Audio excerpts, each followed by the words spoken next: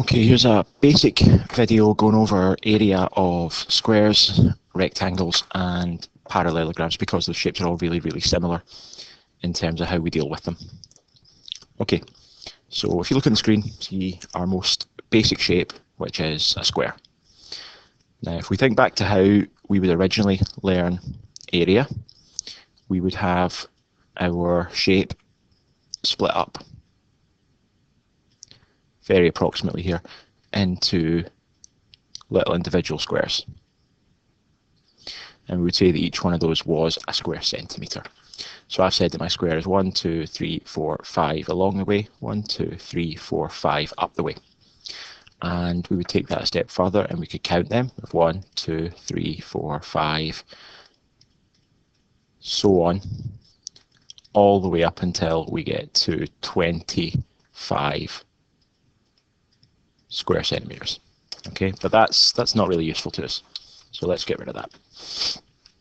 What we then move on to is we start to think about the square or the rectangle in terms of two things.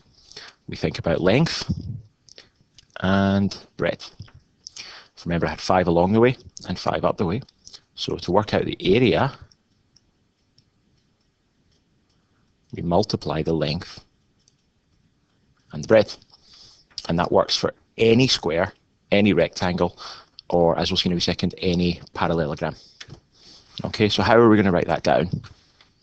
Well, let's make this square into a square with dimensions like you might see in an assessment. So instead it's a square, so we might see things like that, little lines telling you they're all the same. And I'm just going to start nice and straightforward that is 3 centimeters wide. So to work out my area, always start by writing out the formula. So area is length times breadth. We're going to write that out again, including the numbers. 3 times 3. 3 3s make 9. And our units for length are centimeters, so our units for area are going to be centimeters squared. Okay, moving on. Same thing holds up if we've got a rectangle. The only difference between the square and the rectangle is that all 4 sides aren't exactly the same.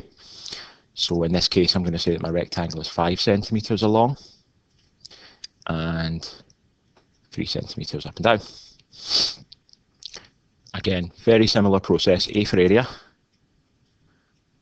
length times breadth, or 5 times 3.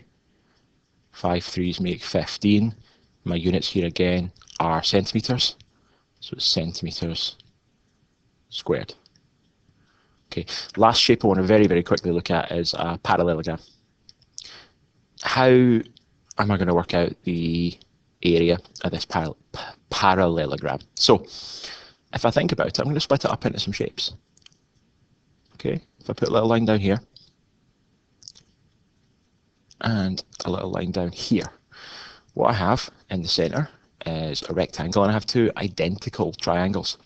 Now what's really nice about these triangles is that if I was able to cut this one off and paste it on, it would fit perfectly in there and actually simply make us a rectangle. Okay, so how do I do that with a parallelogram? Well, I'm just going to use base times height, or length times breadth, but the measurements I'm using are the length of one of these parallel sides, and the breadth is the height between the 2 parallel sides. Don't get mixed up and use this length for working out your area because it won't work.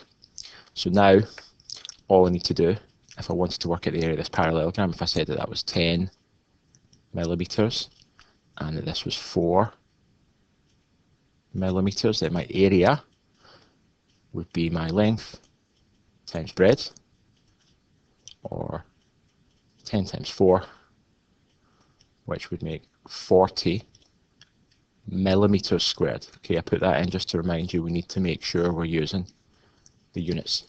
Okay, so that is rectangles, squares, parallelograms. Really straightforward. Just take the 2 dimensions, the length and the breadth, multiply them together, make sure and write down you're working correctly, and most importantly, make sure you have the right units at the end. Okay.